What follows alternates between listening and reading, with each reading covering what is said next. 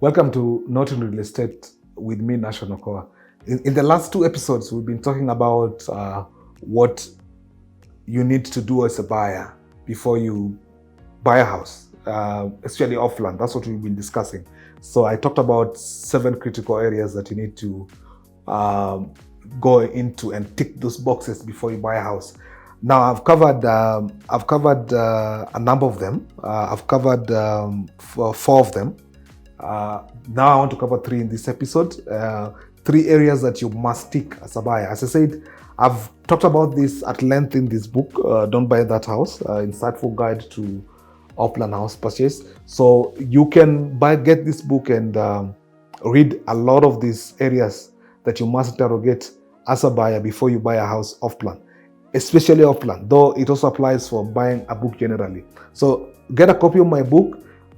These areas that I'm talking about that we have discussed in the last 2 episodes, and the 3 areas that I want to tackle in this episode are in this book. So you can, at your comfort, buy the book, go through it, you'll be able to understand in depth the areas I'm talking about. Now, the 3 areas I want to talk about that you need to interrogate before buying a house off-plan. And the 3 areas, number 1 is house details, confirmation of the actual house details. Then I'll talk about service charge, and I'll talk about the project financing model. Those are the 3 areas that are remaining that I want to delve into this episode. Now, let's talk about service charge. And service charge is one of those intricately hidden costs that most buyers don't even think about when they're buying a house. They don't.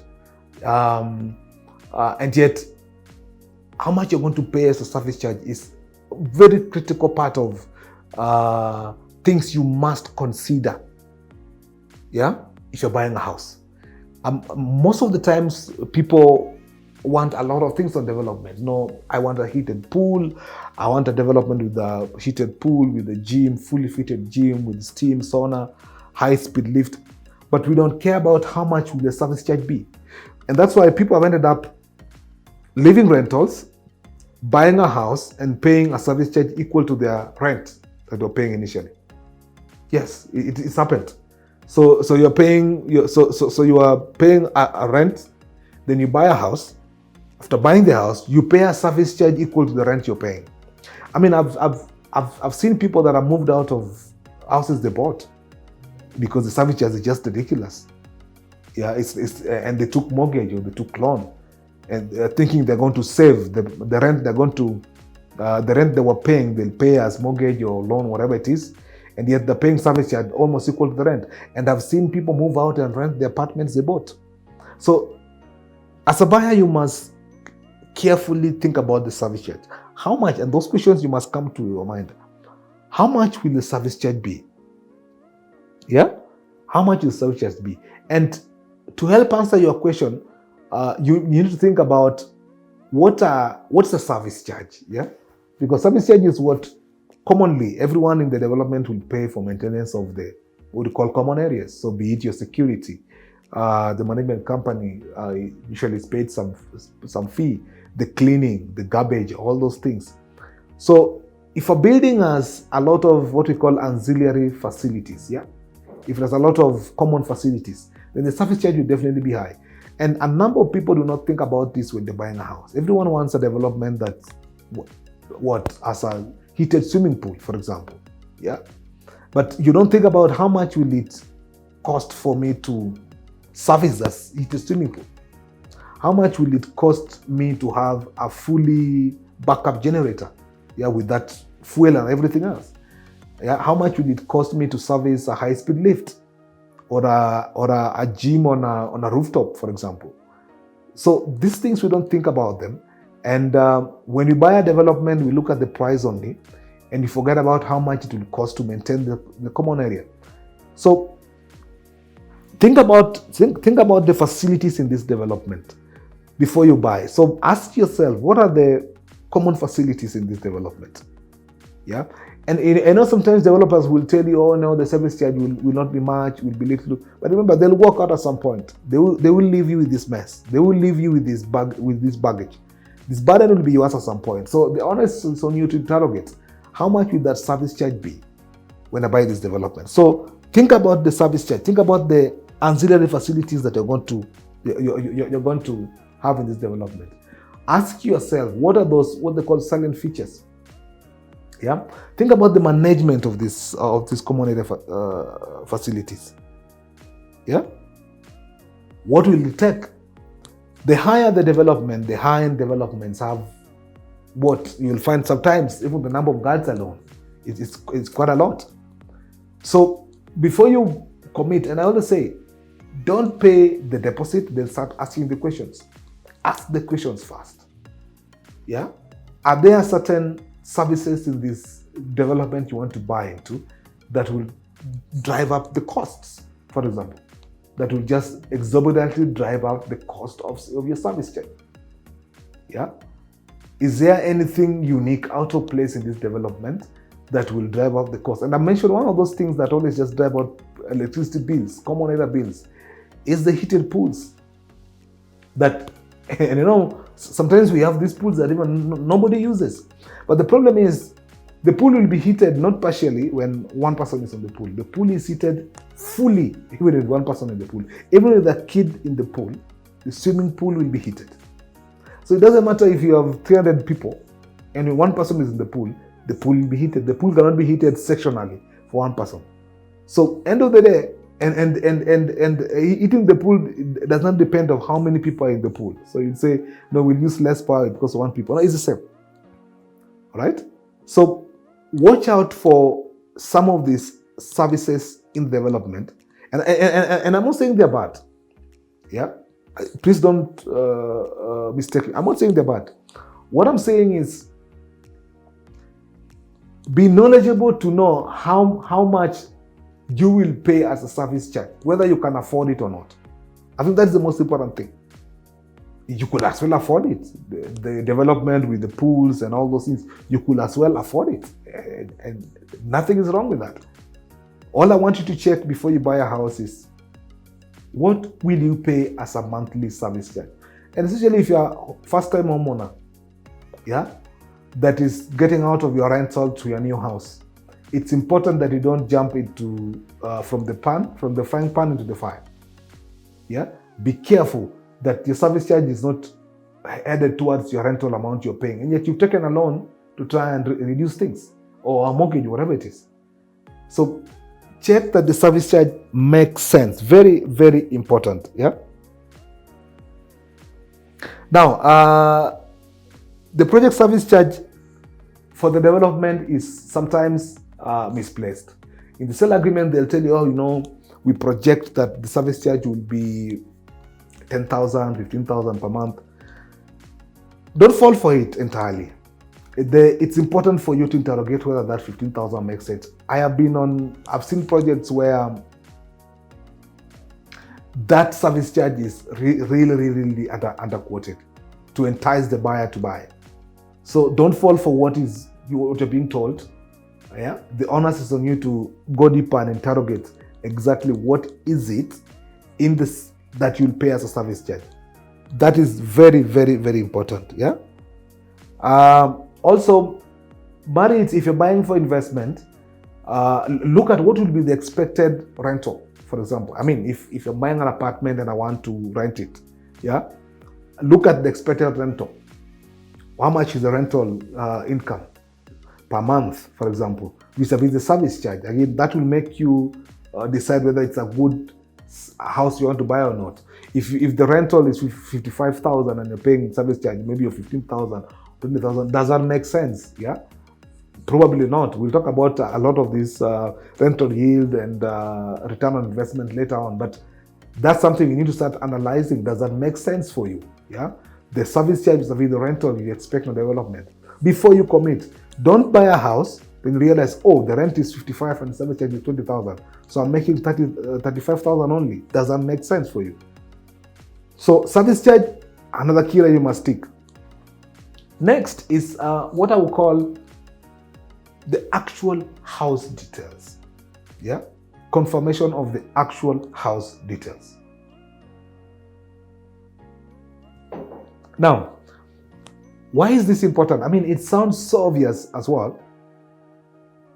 But this is one of those important things that you have to check before you buy a house. What are the actual? A lot of buyers buy development because of renders. Images they've seen on billboards, brochures, they've seen on television advertisements. They buy houses based on images, on pictures. Yeah, it sounds ridiculous, but that is what most buyers do. Yeah. Now, before you buy a house, get to know what are the actual, not what you've seen on the image. Forget about what you saw in the image. Freeze yourself a bit. Ask yourself, what will be the finish of the lounge? What will be the finish? Not what is on the render. Those renders are very subjective, very emotional. They are supposed to warp you into buying and convincing you of a beautiful lounge with those sofas that you see on those images will not be there. So ask yourself, the developer, what is the actual finish of this house? What is the tile finish? What is the door? Yeah. What is the window? Is it aluminum? Is it mild steel? Yeah. Is it timber? What is the window finish? What is the door finish? Is it a flush door? Is it a semi-solid? Is it a mahogany door? Get to know the actual house details of what you're buying. Very, very important. Yeah. Let me give you an example. I've been on a project where a buyer bought a house. Actually, two. I'll give you two scenarios. And the day of handover, she came with the brochures she bought the house with. And I remember I was still a novice project manager, so I went to hand over. And she tells me, where's the timber? And I said, what timber? And I said, she puts the render and says, but the render image in the brochure shows there's timber in the dining. And they said, well, I don't do renders, that's another department. I have no idea. I built what was on the bill of quantities. And said, no, my house must have timber because the image here shows timber. That is how ridiculous it was. And it was a serious fuss. Yeah, and as I told her, look, if there was timber you were promised, then that's another department. You can pick it up. But the bill of quantities and what you were supposed to build was supposed to be tile. There are a number of those examples. I have been on development where on handover, and it was a couple. And when they came to the house and they said, no, this dining is smaller than what we have in our house. Yeah. And they're realizing that after they paid 13 million, they're realizing at the handover that the dining is smaller than what they have currently. House is complete. Yeah. And it's simply because they didn't check the actual house details. So ask for the drawing, the dimensioned drawing of the apartment you're buying. Take a tape and measure it physically with yourself. If you have a partner, pull the tape yourself. Confirm the size of the lounge you're buying. Confirm the size of the bedrooms. Confirm the actual house details that you are about to purchase. All right? Don't fall for the pictures. Yeah? What does the drawing show? 5 meters. Pull 5 meters. I always advise, confirm it with your current place where you're staying. I believe you're not staying outside. You have a house.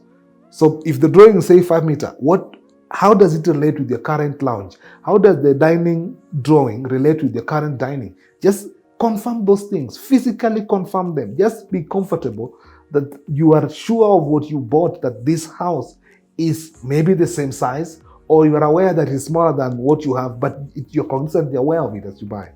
Confirm the proper house details. Very important. Something that I need to mention as well is ask for the finishes schedule from the developer. The finishes schedule will indicate to you everything that's supposed to be put on this development, not the image. Please run away from the image renders. Image renders are meant to wipe you into buying a development. Those things you see on the render will not be in the project. Confirm the proper house details that is supposed to. And essentially, confirm spacing. Confirm spaces. Yeah? Too many times you go to handover projects and a client says, this toilet is so small. I didn't know this toilet is so small. You hear those comments. I didn't know this house is this small. What do you mean you didn't know? Where have you been? What did you buy? So confirm spaces. Actually confirm spaces. If you can't comprehend it, get a second opinion. Get a third party, someone professional to advise you, to give you the exact spaces, to explain to you as like a lay person that this is what you're buying. Yeah? So check that those things are actually in place, internal spaces.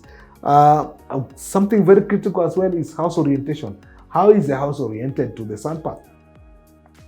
Yeah. Again, you hear this comment, oh, this man, I have a balcony that doesn't get sunlight. Where have you been? Where have you been? Confirm these things. Before you pay money, confirm that yes, where is the sun path? Where is east and west? Very, very, very small things. But if you buy a house for 20 million and there's no east and west sun on it, it remains like that forever. The sun will never shift for you. It can't. So if you cannot get sunlight, it's like that forever unless you buy another house. So don't make these silly mistakes. Confirm the actual house details. All right? Now, the final thing about confirming what you need to check and tick before buying a house is the financing model. Is the project financing model. How does the developer intend to finance this project? I mean, you've seen how many houses have been auctioned. Yeah? You've seen how many houses have been auctioned by banks. There are so many court cases around. Yeah? So many buyers have lost houses that they fully paid for. Developer borrowed and then didn't pay the loan. So, and this one also probably need to check at it as the history as well of the developer, because the developer history will tell you how they finance their projects. Now, you need to be comfortable with the model that this developer is using to finance the development before you buy. Is he financing through debt, meaning loan? Is it debt and equity? Is he financing through off-plan sales? I mean, how is this? Is it just outright? He has the equity, he wants to finance it from his pocket. And now, this information is not easily gotten. But if this developer has done projects before, probably you have a hint of how they usually finance their projects. It will give you some idea of how they finance their projects. So check their history to check how they finance the previous projects, very important. And then see whether that finance model works for you. Why this is important? Because this will allow you to know whether this project will complete or not. If the developer has no convincing plan of how to finance the project, walk away. That project will take years and years. It will take ages to complete, so walk away. Yeah? Is the developer borrowing? I mean, this is a question you need to ask yourself. Are they borrowing? Which bank? Yeah? How much are they borrowing? Can you know? Can you interrogate?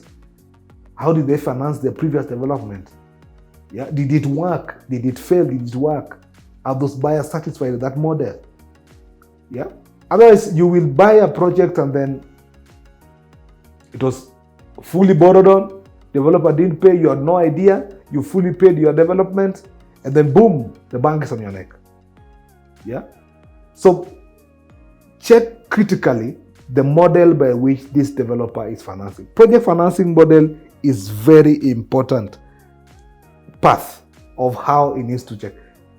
Off-plan model is a good financing model. There's nothing wrong with it. So when you hear he's financing it through off-plan, it's fine. You'll know very well that he wants to use your money to build. And there's nothing wrong with using your money to build, as long as there are those safeguards that he's put in place to ensure that the money he's using to build, the money you give is building. And one of those safeguards that I keep talking about is milestone payments. He builds, then you pay. He builds, then you pay. That is one safeguard. Bottom line, he needs to put his money as well. It's not fully from you. And there are so many developers that do not want to put even a shading of their money into development. They fully want it financed. And that's where the problem comes. Right? Part of this interrogation of a financing model is you want to know, are there previous loans? Are there previous pending loans? Probably from the previous projects. Did they complete paying those loans in those previous projects? That's something you want to know. In the projects they did, that they borrowed, did they fully pay the loans they borrowed? That information you get from the previous projects. Yeah? So So interrogate. So these are the three last critical areas that you must interrogate as a buyer. All right? Service charge. How much is the service charge for this development before you buy? What will it be? Number two, what are the house details? What are the actual house details of this project? What is the tile finish? What is the door? What is the lounge? Confirm. Number three, the project financing model. Very critical three areas that you must interrogate. All right? Now, these last three areas bring me to the last part of what you need to check before buying a house. And I talked about the 7 critical areas you need to check before buying a house. Yes? From episode 2 to this one, we've discussed them in length. Don't forget them. History of developer. All right? Number 1. Number 2, the project execution team. Who are the consultants? Number 3, the statutory approval. Does this project have the requisite statutory approvals? And elaborated on them at length. Number 4, the sale agreement. Interrogate the sale agreement at length. Look at it, not the full stop and commas for the lawyer. The construction lingo, language in the sale agreement. The house details are correctly captured. The milestone payment, the payment plan, all those things, check them properly. Number 4 is the service charge. Number 5 is the house details. Number 6 is the project payment the project finance method. Those are 7 critical areas that you must tick. You must tick as a buyer before buying a house. If you want to read more of those things, please get a copy of my book. I have talked about them at length in this book, so that you can understand them in depth, how you need to do and interrogate all those 7 areas. Very critical.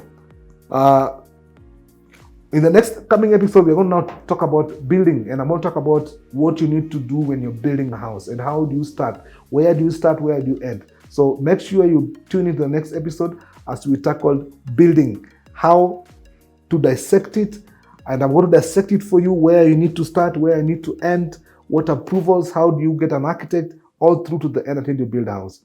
Thank you very much.